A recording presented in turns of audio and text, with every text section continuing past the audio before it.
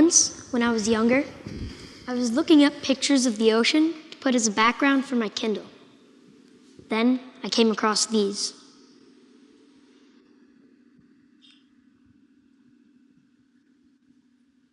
These pictures really scared me. I didn't know that this happened. I thought people respected the beaches and oceans, but apparently they didn't.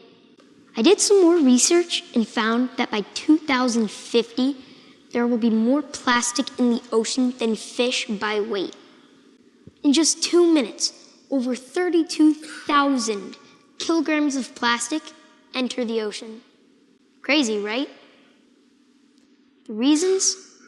Garbage and litter. When you throw something in the trash, it gets picked up by a garbage company, right? Well, some places in the world keep their trash in landfills, but others dump it all in the ocean. When you litter, you don't throw your trash in a can. It ends up on the ground. And if not eaten by animals, the trash would usually get into the storm drain.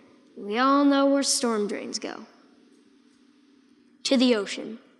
What's bad about plastic in the ocean, you ask? Everything. Plastic could and usually does get mistaken for food by fish, so they eat it. But plastic attracts toxins, so if a fish eats a piece of plastic that's been sitting in the ocean for a while, it probably already would have attracted toxins dumped into the ocean, such as sunscreen, pesticides, and everything in between. This is what happens when a sea creature collides with a piece of plastic. If plastic stays in the ocean for too long, it breaks down into what is called microplastic. The thing with microplastic is that it's 1/1,000,000th of a meter, which means it could pass through a fish's body tissue. So even if the fish doesn't eat it, it could still get into its body. Think about the implications of that. And people eat fish too. Imagine going to a fresh seafood place and eating a toxic fish. This needs to stop. We need to do something about it. And plastic doesn't biodegrade. Biodegradation is when something fades away into nothingness. Trash biodegrades, that's why we keep it in landfills. It'll just fade away over time. But plastic is different. Plastic will stay forever. I've chosen to take an engineering approach to this problem.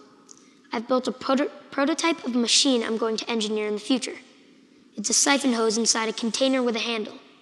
Siphon just means it can suck up liquids, if you were wondering. The sucking end will suck in oil and plastic, while the other end will spew it into whatever container you want. The part that will attract the oil and plastic is a chemical or compound I have not yet invented. This chemical will be able to attract oil. And being able to attract oil means that it will attract plastic too. This works because plastic is an oil-based product, which means it's made from oil. So it'll attract both. This is it. When finished, this will be something that can be used at the shores or in the middle of the ocean. It will be given to people who live near the beaches and people who just want to help. This is something I'm working hard to do, and I even have a Gofundme campaign.